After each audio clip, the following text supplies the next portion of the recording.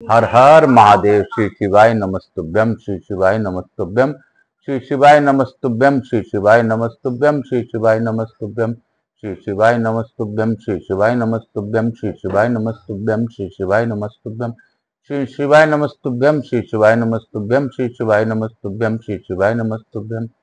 आज शनि प्रदोष है। आज के दिन शनिवार है और प्रदोष काल भी है, तो आज शनि प्रदोष का दिन है। तो शनि प्रदोष के दिन मैं अपने भोलेनाथ का स्मरण करते हुए, आप सबों का मनन करते हुए प्रथम पूज्य देव गणपति गणेश जी महाराज का आह्वान करता हूँ। उनसे प्रार्थना करता हूँ इस कथा स्थल पर पधार कर आप आवाहिक समस्त देवी देवताओं को आने का मार्ग दें तथा आप प्रसन्न होइए और प्रथम पुष्टता स्वीकार करते हुए हम पर अनुग्रह कीजिए। आप ही बुद्धि के दाता हैं, आप ही सभी प्रकार के विघ्नों का हरण करते हैं, आप ही नवनिधि के दाता हैं, आप ही सभी ईश्वर से हमारे कार्य करवाने में सहायता प्रदान करते हैं। इसलिए आप गणनायक हैं और हम इंसानों के आप आशीर्वाद देते हैं और आपके दया प्रार्थी हैं। हे गणपति, आप अपना अखंड कृपा हम सभी लोगों पर बनाए। मैं शिव महापरिवार का भी आह्वान करता हूं तथा उमा शंकर नारायणी रूप में भोलेनाथ में या पार्वती को अनुरोध करता हूं इस गौर बिंदोर आकाशन ग्रहण करें। मैं यहाँ के स्थान देवता, वास्तु देवता, ग्राम देवता, क्षेत्रपाल देवता, जगन्नाथ जी, बलभद्र जी, सुभद्रा माई और लक्ष्मी जी महारानी का भी आह्वान करता हूँ। मैं रामचंद्र जी, लक्ष्मण जी, भरत शत्रुघ्न राम परिवार और सीता मैया का आह्वान करते हुए, हनुमान जी का मनन करते हुए और आप सबों का ध्यान करते हुए स्कंद कुमार जी को नमन करते हुए आज की कथा प्रारंभ करूंगा।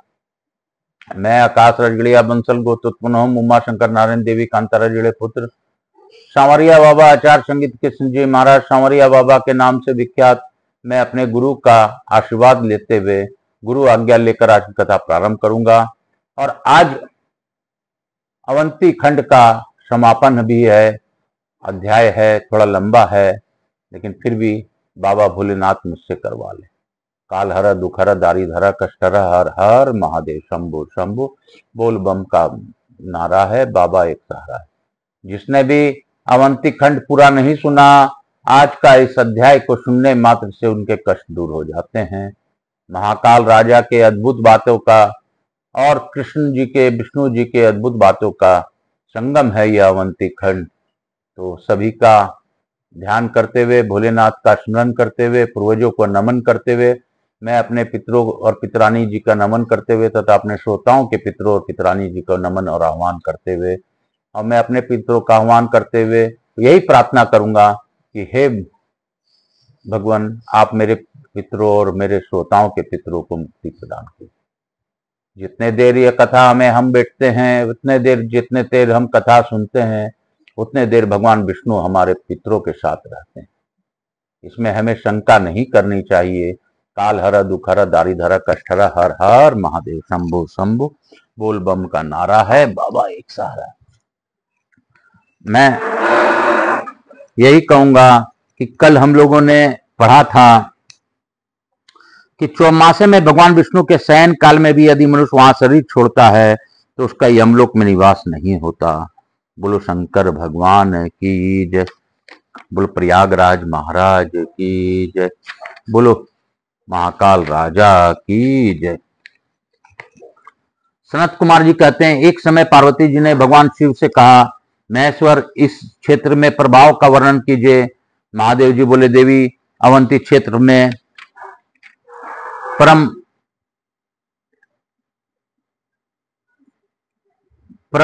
पुण्यमयी शिप्रा नदी, दिव्य नवनिधि, नीलगंगा तथा गंधवती, ये चारों मेरी प्रिय नदियां हैं। यहाँ 84 लिंगों के रूप में उतने ही शिव निवास करते हैं। 8 भैरव रहते हैं, 11 रुद्र, 12 आदित्य और 6 गणेश हैं तथा देवियों की संख्या 24 है। भद्रे यही विष्णु और ब्रह्मा आदि सब देवता निवास करते हैं। यह एक योजन का क्षेत्र देवमंडल से व्याप्त है। यहाँ 10 विष्णु प्रसिद्ध हैं, उनके नाम सुनो। वसुदेव, अनंत, बलराम, जनार्दन, नारायण, ऋषिकेश, वराह, धरणीधर, वामन रूपधारी, विष्णु तथा लक्ष्मी जी के आश्रयभूत भगवान शेष साई। ये 10 विष्णु सब पापों का अपहरण करने वाले बताए गए हैं। रिद्धि सिद्धि दाता, कामदाता, गणपति, विघ्ननाशक, प्रमोदी तथा चतुर्थी व्रत प्रिय, ये 6 विनायक इस तीर्थ में निवास करने वाले कहे गए। जो समस्त विघ्नों का नाश करने वाले हैं, उमा, चंडी, ईश्वरी, गौरी, रिद्धिदा, सिद्धिदा, वरैक्षणी और वीरभद्रा, ये 8 मातृकाएं कही गई हैं। महामाया सती जो कपाल मात्र का नाम से विख्यात है, उनके साथ अंबिका, शीतला, सिद्धिदायिनी, एकांसा, ब्राह्मणी, पार्वती, योगशालिनी, योगिनी, भगवती कुमारी, षटकृतिका, शपथ मातृका, वर मातृका, सरस्वती, महालक्ष्मी, योगिनी मातृका, चतुष्ट योगिनी, कालिका, महाकाली, चामुंडा, ब्रह्मचारिणी, वैष्णवी, वराही, विंध्यवासिनी, अम्बा तथा अम्बालिका, ये 24 पराशक्तियां हैं। हनुमान ब्रह्मचारी, कुमारेश और महाबली, ये 4 पवन पुत्र हनुमान के स्वरूप बताए गए हैं। दंड पानी, विक्रांत, महाभैरव, बेटुक, बालक, बंदी, षट पंचाशतक तथा अपर काल भैरव, ये 8 भैरव पाप हरक हैं। कपर्दी, कपाली, कालानाथ, विशासन, त्रैंबक, शूलपानी, शीरवासा, दिगंबर, गिरीश, कामाचारी तथा शपांग भूषण सर्व, ये 11 रुद्र बताए गए हैं। जो सब शत्रुओं का नाश करने वाले हैं, अरुण, सूर्य, वेदांग, भानु, इंद्र, रवि, अंशुमान, सर्वरेता, अहंकर्ता, मित्र, विष्णु और सनातन, ये 12 आदित्य सब रोगों का नाश करने वाले हैं। इस पुरी के 4 द्वारपाल हैं जो महात्मा पुरुषों को विदित है। पूर्व द्वार पर पिंगलेश्वर, दक्षिण द्वार पर कायावरोहनेश्वर, पश्चिम द्वार पर बिल्वकेश्वर तथा उत्तर द्वार पर उत्तरेश्वर विद्यमान है। उन सबके अतिरिक्त अन्य बहुत से शिवलिंग मनोहर महाकाल वन में बताए गए, जो सबको पवित्र करने वाले कहे गए हैं। व्यास, यद्यपि महाकाल वन में शिवलिंगों की कोई संख्या नहीं है, वहां असंख्य शिवलिंग है, तथापि मैंने यहाँ प्रधान लिंगों का दिग्दर्शन मात्र कराया है। जिस देवता का जो तीर्थ है वह उसी के नाम से प्रसिद्ध बताया गया है।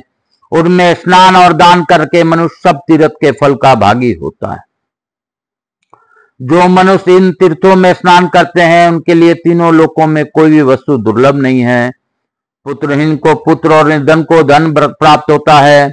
ब्राह्मण, विद्वान, क्षत्रिय विजयी होता है। इतना ही नहीं, उनका संतान परंपरा कभी छीन नहीं होता और अंत में वह भगवान शिव के लोक में पूजित होता है। व्यास जी बोले, भगवान मैं आपसे पुनः यह सुनना चाहता हूं कि सुंदर महाकाल वन में अवंती क्षेत्र के भीतर कितने तीर्थ विद्यमान हैं। सनत कुमार जी ने कहा, द्विज श्रेष्ठ, इस विषय में परम बुद्धिमान नारद जी तथा भगवान उमा महेश्वर का जो संवाद हुआ है उसे सुनाता हूं। नारद जी ने भगवान शंकर से पूछा, प्रभु महाकाल वन में कौन कौन तीर्थ हैं? तब उमा सहित महादेव जी बोले, मुनि श्रेष्ठ, उत्तम महाकाल वन में जो तीर्थ हैं उनका वर्णन करता हूं, सुनो। भूतल पर पुष्कर आदि जो कोई भी तीर्थ हैं वे सब उत्तम महाकाल वन में वर्तमान है। केवल रुद्र सरोवर में असंख्य सहस्र कोटि तीर्थ आकर स्नान करते हैं, इसलिए उसका नाम कोटि तीर्थ है। हेमंत ऋतु में जब हिमालय गिरी हिम की वर्षा करने लगता है, उस समय किन्नरगण पिशाच मोचन तीर्थ में दुष्टि गोचर होते हैं। मुनिवर में तीर्थों को नियत संख्या को तो नहीं जानता कि कितने तीर्थ और कितने लिंग हैं, तथापि जो प्रधान तीर्थ हैं उनकी चर्चा करूंगा। दुष्श्रेष्ठ, एक वर्ष में जितने दिन होते हैं उतने दिन तक प्रतिदिन यहाँ मनुष्य नए नए प्रसिद्ध तीर्थों का स्नान प्राप्त करता है। एक वर्ष पूरा होने पर अवंतीपुरी की यात्रा संपन्न होती है। जो विधि पूर्वक अवंती यात्रा पूर्ण कर लेता है वह देवताओं में श्रेष्ठ होता है। इसलिए मोक्ष चाहने वाले पुरुष को बड़े यत्न से अवंतीपुरी की यात्रा करनी चाहिए। विशेषतः बैसाख मास में अवंतीपुरी में स्नान करना चाहिए। जो बैसाख मास आने पर अवंतीपुरी में जाता है वह 1 वर्ष तक वहां रहकर प्रतिदिन विधि पूर्वक एक एक तीर्थ में स्नान करता है और सब प्रकार के वस्तुएं दान देता है। वह तीर्थ सेवन में के पुण्य फल को पाता है। यही लोक में अतिशय सुख का भोग करके अंत में शिवलोक में प्रतिष्ठित होता है। सनत कुमार जी कहते हैं, व्यास जी, इस प्रकार पूर्व काल में भगवान शंकर ने परम बुद्धिमान नारद जी से अवंतीपुरी के महात्म्य का वर्णन किया था। व्यास जी बोले, ब्रह्म वेताओं में श्रेष्ठ सनत कुमार जी, अब आप मुझे ऐसा कोई उपाय बताइए जिससे मनुष्य थोड़े ही समय में अवंती क्षेत्र में सेवन का पूरा फल प्राप्त कर ले तथा सिद्ध होकर शिवलोक को जाए। सनत कुमार जी ने कहा, अनद मनुष्य एकाग्रचित होकर महाकाल वन में जाए, कोटि तीर्थ में स्नान करे। ऐसा करने वाला मनुष्य का फिर इस संसार में जन्म नहीं होता। बस इस भूतल पर शिप्रा के समान दूसरा कोई नदी नहीं है जिसके दर्शन मास से मुक्ति हो जाती है। जो बैसाख मास में भगवान पुरुषोत्तम का प्रतिदिन पूजन करता है वह मोचन तीर्थ में एक बार तर्पण करने मास से मुक्त हो जाता है। जो अवंतीपुरी में अंगपात नामक भगवान विष्णु का दर्शन करते हैं उनका इन संसार में पुनरागमन नहीं होता। जो संपूर्ण तीर्थों के फल की इच्छा रखने वाला हो वह पवित्र मन इंद्रियों को संयम में रखते हुए तीर्थ स्नान का व्रत ग्रहण करे। 28 तीर्थों में गोता लगावे। कार्तिक माघ आषाढ़ और विशेषतः बैसाख मास में जब कभी भी इस पुरी में आकर तीर्थ स्नान करना चाहिए। ऐसा करने वाला मनुष्य सब तीर्थों का फल पाकर शिवलोक में प्रतिष्ठित होता है। शिप्रा नदी के तट पर जो प्रधान पुण्य तीर्थ है उनका वर्णन करता हूँ, सुनो। पाप पीड़ित मनुष्य विष्णु का स्मरण करता हुआ स्नातक ब्रह्मचारियों के पालन करने योग्य सभी नियमों को ग्रहण करे, फिर रुद्र सरोवर में स्नान करके श्राद्ध तर्पण आदि करे। तदंतर कर्कराज नामक तीर्थ स्वरूप ताड़क को जाए और उसमें स्नान आदि करके घृत पात्र दान करे। उसके बाद जो परम उत्तम नरसिंह तीर्थ है उसमें स्नान करे और काला मृग चर्म दान दे। वहां से शिप्रा और नीलगंगा के संगम पर जाए, उसमें स्नान करके पवित्र और संगमेश्वर शिव का दर्शन करके ब्राह्मणों को विविध वस्तुएं दान दे। वहां से व्रती पुरुष विश्वास मोचन तीर्थ को यात्रा करे, उसके विधि पूर्वक स्नान करके दैनिक कृत करे।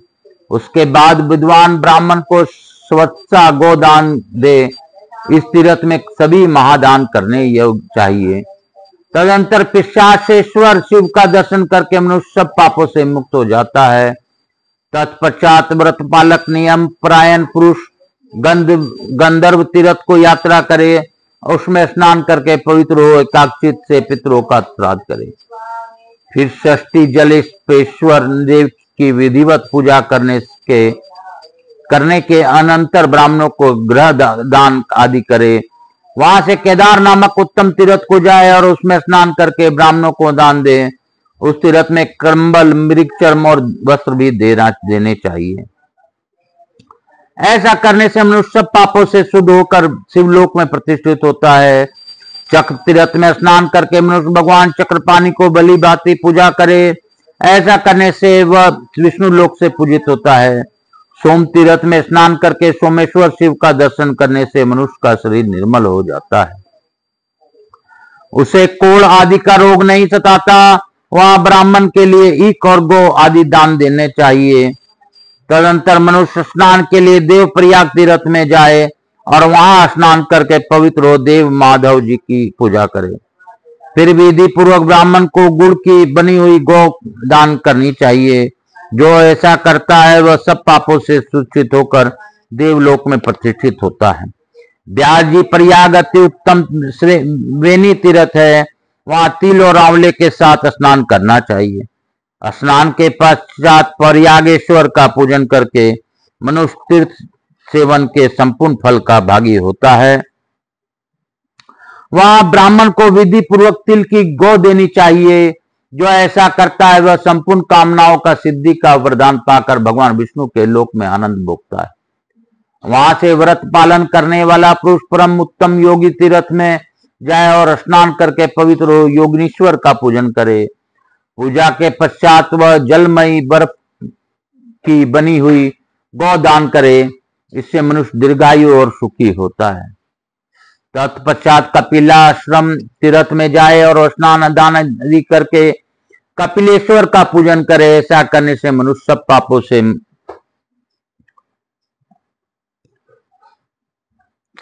मुक्त होकर तपोलोक को जाता है।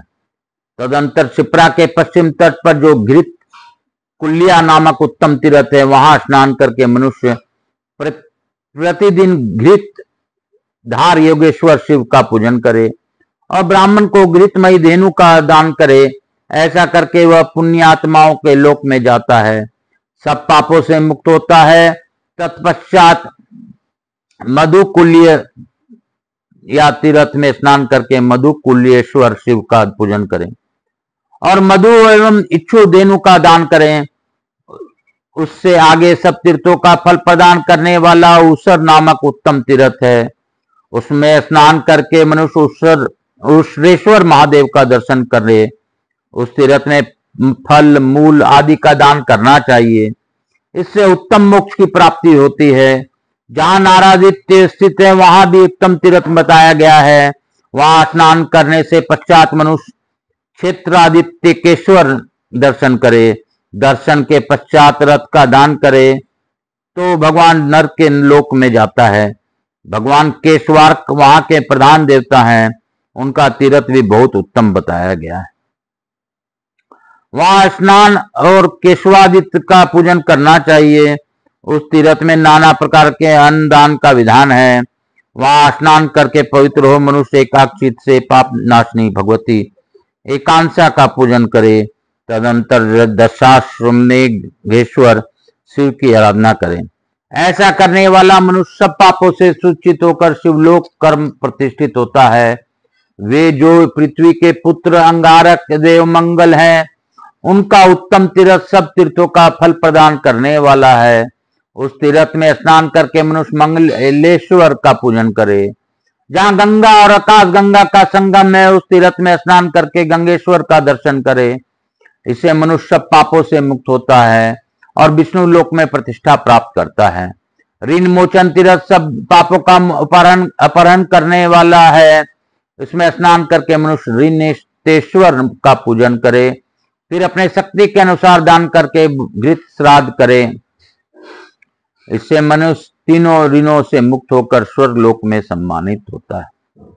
ऋण मोचन तीर्थ से चलकर पाप रहित शक्ति भेद नामक तीर्थ में जाए। वह सब तीर्थों में उत्तम और समस्त पापों का नाश करने वाला है। वहां स्नान करके पवित्र एवं शुद्धित होकर विद्वान पुरुष समस्त मातृकाओं का दर्शन करे, फिर वहां विधि पूर्वक श्राद्ध करके सैया आदि दान करे। ऐसा करने वाला पुरुष माता के ऋण से छुटकारा सायुज प्राप्त मोक्ष पाता है। पाप मोचन नामक जो श्रेष्ठ तीर्थ है, वहां श्राद्ध करके मनुष्यों को छाया दान करनी चाहिए। ऐसा करने से वे सूचित हो जाते हैं। तत्पश्चात विश्व विख्यात प्रेतशिला नामक तीर्थ में जाएं, जो प्रेतों को मोक्ष देने वाला है। उसमें स्नान करके मनुष्य श्राद्ध का दान करे, क्योंकि वहां तिल सहित जल द्वारा तर्पण करने से पितर उत्तम गति को प्राप्त होते हैं। वहां रस और नमक के साथ अन्न का दान करना चाहिए। यमेश्वर का पूजा करके मनुष्य कभी नरक में नहीं पड़ता और उसके पितर प्रसन्न होकर सनातन परम पद को प्राप्त होते हैं। जहां नवनिधि का संगम है, वहां त्रिभुवन वंदित उत्तम तीर्थ है। वहां पार्वती माता निवास करती है। उसमें स्नान करके पवित्र हो एकाक्षित से कल्याणमयी भगवती पार्वती को विधि पूर्वक पूजा करे, महादान दे। ऐसा करने से सुचित मानव साक्षात शिव होता है। नवनिधि संगम से चलकर मंदाकिनी तीर्थ में जाए, वहां स्नान करके पवित्र हो। जो मनुष्य भगवान सदाशिव का पूजन करता है, अन्न आदि देकर एक दो तिल का दान करता है, वह सब पापों से शुद्ध होकर कुबेर से के समान हो जाता है। तदंतर व्रत का पालन करने वाला पुरुष ब्रह्मा जी के उत्तम तीर्थ में जाए, विधि पूर्वक स्नान करे और सब प्रकार के दान दे। तत्पश्चात यात्रेश्वर शिव का तुलसी बिल्वपत्र तथा नाना प्रकार का सुगंधित पुष्पों द्वारा पूजन करके उन्हें विधि पूर्वक स्नान करे और सब प्रकार के दान दे। तत्पश्चात यात्रेश्वर शिव को तुलसी बिल्वपत्र तथा नाना प्रकार के सुगंधित पुष्पों द्वारा पूजन करके उन्हें धूप दीप नैवेद्य मुख शुद्धि तथा उत्तरीय आदि अर्पण करे और व्रत की पूर्ति के लिए उनसे इस प्रकार प्रार्थना करे। यात्रेश्वर नमस्तुभ्य यमुमानाथ जगतपते तवद प्रसादात् कृतां यात्रां सफलां कुरु मे प्रभु। यात्रेश्वर यमुनानाथ जगतपते आपको नमस्कार है। प्रभु आपके प्रसाद से मैंने यात्रा की है, कृपया इसे सफल बनाइए।